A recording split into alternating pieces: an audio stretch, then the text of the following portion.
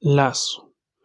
Amor mi trasporta, ov io non voglio, e ben me accorgo che le deber si barca, onde a chi nel mio cor siede monarca, sono inopportuno assai più ch'io non soglio. Né mai saggio no chier guardò da scoglio, nave di merci preziose carca, quand'io sempre la debile mia barca dalle percorse del suo duro orgoglio. Ma lagrimosa pioggia e fieri venti d'infiniti sospiri or hanno spinta, che nel mio mare orribil notte verno, ov altrui noie, a sé doglie e tormenti, porta e non altro già dalle onde vinta, disarmata di vele e di gobierno. Triste, me lleva amor donde no quiero, y bien noto que lo debido sobrepaso, por lo cual, ante quien impere en mi corazón, soy mucho más inoportuno que lo habitual. Ni jamás buen piloto cuidó de escollos, nave cargada de mercancías preciosas, tanto cual yo mi débil barca siempre, de los embates de su duro orgullo. Mas lagrimosa lluvia y fieros vientos de infinitos suspiros ahora la han impulsado, que hay en mi mar horrible noche e invierno, donde a alguien tedio, así dolor y tormento lleva tan solo, ya por las olas vencida, desarmada de velas y gobierno. Escogí este poema no tanto por la tristeza intrínseca que expresa, sino más bien por la metáfora marítima. Me parece que Petrarca se puede leer desde esa posición, es decir, una figura de una barca en medio de una tormenta que lleva figuras o cosas o mercancía preciosa, ¿no? Es la perspectiva o la sensación que me ha dejado en general leer todo la segunda parte o el segundo tomo de la edición de 29 ediciones del cancionero de Petrarca. De alguna manera, en su poesía nos encontramos con esta mercadería preciosa que vendría a ser la poesía, y al mismo tiempo también nos encontramos con ese mar tempestuoso que lleva la barca de un lado a otro, ¿no? Y que demuestra de alguna manera que puede ser la metáfora de lo social, es decir, del mundo de esa época, que es tumultuoso, es peligroso y al mismo tiempo es parte de la Edad Media. Bienvenidos a Libros y Laberintos, yo me llamo Sergio y ese es un blog de lecturas. Hoy vamos a hablar de Francesco Petrarca, un poeta muy importante para Italia, sobre todo, pero también para la tradición occidental en general, ¿no? Quisiera empezar diciendo que la edición que yo tengo es de ediciones 29. Se trata del segundo tomo del Cancionero, ¿no? En la traducción de Attilio Pentimali. Y no he podido conseguir el primer tomo, entonces este tomo del Cancionero tiene de los poemas del 206 al 366. Bien, Petrarca nació en 1304 en Arezzo y murió en Padua en 1374. Esto es bien importante porque los territorios en los que él se movió fueron sobre todo Italia, también Francia, pero sobre todo italianos que no estaban unificados, ¿no? Sino que estaban como que eran como grandes provincias, grandes estados y no estaban unificados realmente. Algo bien interesante de Petrarca es que él pues va a tratar de recuperar los clásicos a partir de traducciones. Ya sabemos que en el mundo medieval siempre habían copistas, ¿no? De textos que llevaban los textos de un lado a otro. Y claro, esa figura de recuperar los clásicos, es decir, los clásicos italianos que están escritos en latín y también los clásicos griegos que están escritos también en latín, pero también en griego, dependiendo de los textos, ¿no? Y algo bien interesante de Petrarca es que él intentó armonizar, digamos, este mundo greco-latino con el cristianismo, ¿no? Entonces, en su poesía encontramos varias alusiones a lo cristiano, al cristianismo, a Dios, al Señor, pero también alusiones a algunas, sí, a, por así decirlo, de la tradición griega, ¿no? Petrarca fue una figura intelectual, después de todo, que trataba de promover el ocio literario, por así decirlo, ¿no? Pero este ocio estaría como que puesto en contraposición con un negocio. Pone en cuestión estas dos cosas que están en juego en la escena de la poesía de Petrarca. Es decir, un ocio intelectual, racional, un ocio que busca, digamos, lo literario como una forma de no escapar al mundo, sino de nutrir la cultura como tal, ¿no? También hay una tensión ética en el sentido en que se busca sobre todo dirigir al alma a partir de la virtud, sobre todo cristiana, ¿no? De alguna manera. Entonces, estos son más o menos algunos rasgos que podemos decir del mundo de Petrarca, ¿no? Y ahora vamos al cancionero. El cancionero está formado de 366 poemas, ¿ya? En el tomo que yo tengo, el segundo va del 206 al 366 y digamos que está dividido en dos. El cancionero en su totalidad está dividido en dos. Hay poemas que fueron escritos en vida de Madonna Laura y hay poemas que fueron escritos en muerte de Madonna Laura. ¿Quién fue Laura? Pues Laura fue la Beatriz de Petrarca, ¿no? Ella se encontró con ella por primera vez en 1327 y desde entonces Petrarca sintió como una fijación amorosa de alguna manera y esto lo llevó pues a escribir poemas en lengua vulgar para que ella, Laura, se enterara del amor que él tenía por ella.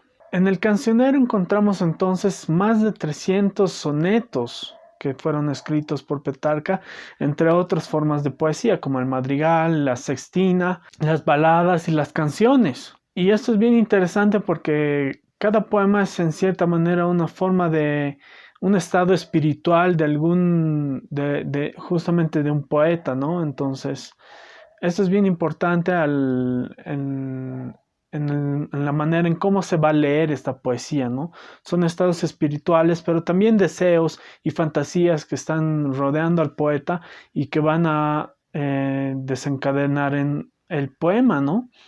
Van a formar parte de ese mundo que Petrarca nos está proponiendo, de ese mundo medieval, que es decir, un mundo escrito como un libro que al mismo tiempo es el universo y que al mismo tiempo Dios está como que ahí promoviendo este tipo de universo, ¿no?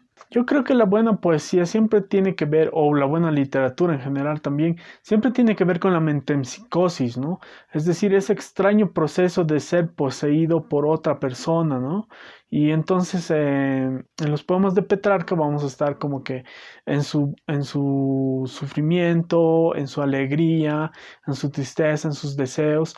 Todas estas cosas nos van a llegar de una manera muy clara y al mismo tiempo de una manera muy atemporal, yo diría, ¿no? Es decir, ya no se escribe poesía como se escribía en la época de Petrarca. Y esto no sé si es bueno o es malo, simplemente que las cosas cambian y la poesía también cambia con las cosas, ¿no? Alguna poesía cambia con las cosas. Una de las temáticas más importantes del cancionero es ciertamente la naturaleza humana frente a la naturaleza religiosa, ¿no? Es decir, este binomio de las dos naturalezas van a dejar como una especie de síntesis de perfección moral. Y es ahí donde va a tender Petrarca, ¿no? Es decir, a perfeccionarse moralmente. Es decir, no encontramos en ninguna canción algo totalmente vulgar y no confundir esto con la lengua vulgar con que se escribía ahí en el italiano, ¿no? Sino algo pedestre, algo simplón, digamos. Eso no lo vamos a encontrar. Siempre vamos a encontrar cosas que apuntan hacia una virtud máxima, hacia una virtud mayor, hacia una virtud relacionada con lo que Dios nos transmite y nosotros podemos captar de Él, digamos, ¿no? Otra de las temáticas podría ser el amor y la amistad. Aquí yo tendría que decir que en cuanto al amor, obviamente Petrarca está enamorado, ¿no? Entonces hay una obsesión de Petrarca por esta mujer, pero al mismo tiempo es como que si esta mujer lo friendzonara, es decir, lo mantuviera en el estado de amigo, digamos, ¿no? Y esto es lo que le molesta en realidad a Petrarca. Yo sé que esta palabra y esta concepción pueden ser demasiado contemporáneas para leer esta poesía, pero yo creo que encaja de alguna manera, no perfectamente tal vez, pero sí de alguna manera que logre iluminar los poemas de Petrarca, ¿no? Porque si bien no pudo, digamos, consumir ese amor, porque yo solo tengo ahorita en teoría los poemas de madurez de Petrarca, es decir, cuando algunos poemas de la vida de Madonna Laura y otros en la muerte, no tengo el principio, digamos, del cancionero, que serían como los poemas juveniles, ¿no? Tal vez hay más alegría. Aquí hay un poco de la melancolía de Petrarca por haber perdido a Laura también en la muerte de Laura, ¿no? Y claro, la fluctuación anímica es algo bien importante, es decir, como decía, este mar que nos lleva de un lado para el otro en esa tempestad inmensa, ¿no? Que es la sociedad y al mismo tiempo es, claro, el mundo como tal, digamos, ¿no? Y ciertamente los afectos, la fluctuación de ánimo, por decirte, de una alegría a una tristeza y de la tristeza de nuevo a la alegría, y así estas fluctuaciones que vacilan entre, claro, toda una categoría de afectos que se pueden ser inscritos en la poesía medieval, digamos, ¿no? Porque no hay que confundir que Petrarca no es Dante, ¿no? Petrarca ha escogido lo breve y lo conciso en poemas cortos y breves. No es como Dante, que se ha escogido, digamos, hacer como una especie de épica antitrágica, ¿no? Porque esa sería la comedia, divina comedia, ¿no? Es decir, un poema que empieza en lo trágico y termina en lo alegre, digamos, ¿no? Eso para Petrarca no va aparentemente, y él decide construir poemas cortos y al mismo tiempo concisos, ¿no? Y si bien la mayoría son sonetos, esos sonetos son realmente hermosos y alucinantes porque muestran una experiencia que no había antes, me parece, ¿no? Es decir, estos sonetos que se mandan, que se mandaban y que, claro, Madonna Laura los escucha y se da todo un problemón para Petrarca. Y creo que eso también es parte del amor de esa época, ¿no? Es decir, un amor que todavía no se podía expresar como tal. Por ejemplo, Dante con Beatriz, no sé hasta qué punto llegaron a conocerse tan bien, digamos, y Petrarca con Laura lo mismo. Hay pues también alegorías en esta poesía, es decir, una forma de simbolismo un poco oscuro, ¿no? Que no te hace recuerdo a nada, sino que intenta construir, digamos, un sentido más allá del signo mismo, ¿no? Entonces, por ejemplo, hay un poema que se nos habla de un fénix, de un bosque, de una nave, que se los ve desde una ventana, ¿no? Y entonces ahí te dice Attilio Pentimali. Bueno, este poema creo que se los voy a leer esta partecita.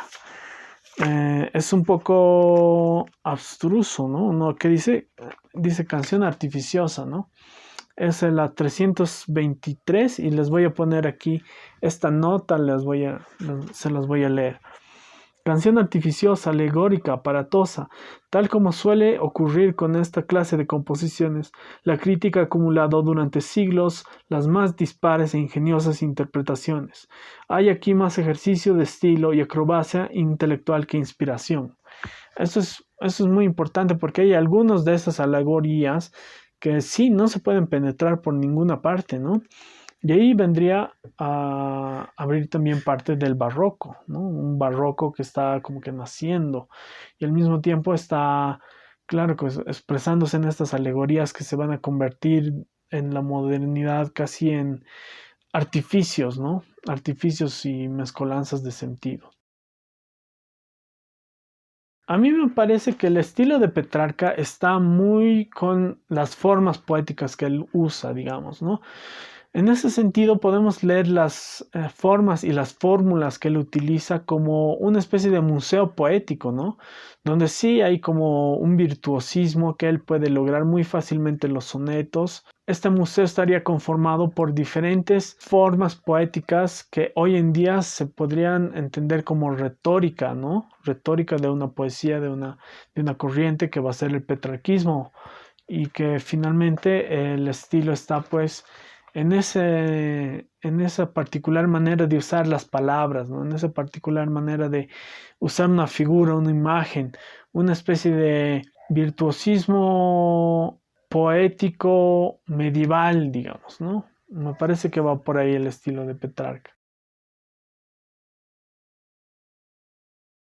Y bueno, lo que más me gusta es en realidad el esfuerzo con que compuso las experiencias de esos poemas. Y digo experiencias porque hay quien dice que la poesía moderna es en realidad una especie de, claro, de escape frente a la experiencia, ¿no? La poesía moderna sería en realidad un lugar de búsqueda de una inexperiencia, ¿no? Y para eso les voy a leer un pequeño fragmento de Infancia e Historia de George Agamben.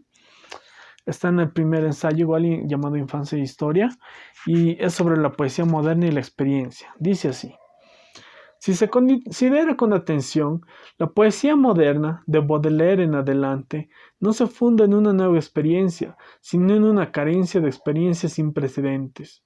De ahí la desenvoltura de que Baudelaire pueda situar el shock en el centro de su trabajo artístico. La experiencia, en efecto, está orientada ante todo a la protección de las sorpresas, y que se produzca un shock implica siempre una falla en la experiencia. Obtener experiencia de algo significa quitarle su novedad, neutralizar su potencia de shock.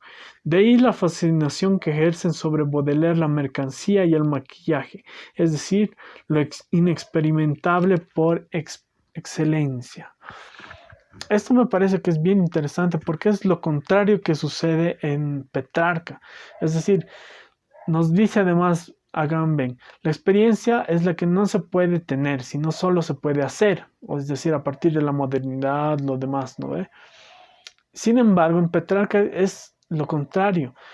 La experiencia es algo que se tiene, ¿no? Es la autoridad de la experiencia es algo que se tiene, y esto se ve muy bien en Petrarca porque lo que muestra Petrarca es como que todo un mundo, ¿no? Una fantasía que él crea, una obsesión, y al mismo tiempo crea su ideal, ¿no? No es solamente que hay una mujer y le escribe un poema y ya está, no, sino que 30 años de su vida estuvo escribiendo estos poemas que son, digamos, la culminación de una forma de construir no solo esa relación que se tiene con la mujer, sino construir literalmente esa mujer que va a perecer, va o irse con otro, o estar con Petrarca un rato y después irse, etcétera, etcétera. No sé mucho de la vida misma de Petrarca ni de la obra en sí, pero estos poemas dejan ver, digamos, esos guiños que Petrarca dejó para que nosotros pues podamos ver cómo era Laura, ¿no? Y Laura era una persona, pues bueno, que no le daba mucha atención a Petrarca, por lo menos en el tomo que yo he leído del poema 206 al 366. Lo que menos me gusta de Petrarca sería esa rigidez también, es decir, la rigidez en cuanto a las formas poéticas como tales. Yo creo que la poesía no puede volver sobre los pasos para escribir lo mismo. Es decir, ¿para qué vamos a tratar de escribir sonetos si los mejores sonetos que se han escrito ya son parte de un pasado que cualquiera puede corroborar? Digamos, está Petrarca, está también Quevedo en español. Dicen Góngora, ¿no? Pero yo no sé la verdad, Góngora. Las soledades a mí me costó mucho leerlas y ya no me acuerdo nada de ellas. Entonces, mejor no hablar de eso, por favor. Y claro, para un lector contemporáneo, esto le podría parecer pues un disparate, es decir, un, un soneto que habla sobre, digamos, las estrellas y la mujer, para hoy en día que hay tanta polución y ni siquiera se ven las estrellas, entonces es una experiencia diferente, ¿no? Es una experiencia que pasada del pasado y como yo digo, o creo que puede ser la poesía así, como una especie de metempsicosis, ¿no? Es decir, traer un estado de conciencia otro hacia nuestra propia conciencia. Es esa la literatura que provoca una comunicación inmediata, ¿no? Es decir, sin mediadores. Y bueno, hasta aquí la reseña de Petrarca. Espero que les haya gustado, espero que les sea útil. Coméntenme por favor si es que alguna de las cosas les parece que les he atinado o no, porque bueno, todas las cosas que he dicho pueden ser usadas en mi contra. Creo que eso es lo bonito de esta plataforma, que puedes decir, puedes expresarte de la manera que quieras, diciendo, pues bien, yo no estoy de acuerdo o bien, estoy de acuerdo. Y claro, me gustaría conocer sus opiniones, si es que van a leer a Petrarca, si es que ya lo han leído, qué es lo que piensan sobre él, o si es que, bueno, um, les he animado a buscar alguna información sobre Petrarca adicional, espero que la encuentren, ¿no? Ha sido un poco difícil esta reseña justamente por esa distancia que hay, ¿no? De 1300 al 2022 es como que un salto gigante en muchos sentidos. Y bueno, sin nada más, espero que estén bien del otro lado y sigan leyendo. Nos vemos en la próxima. Chao.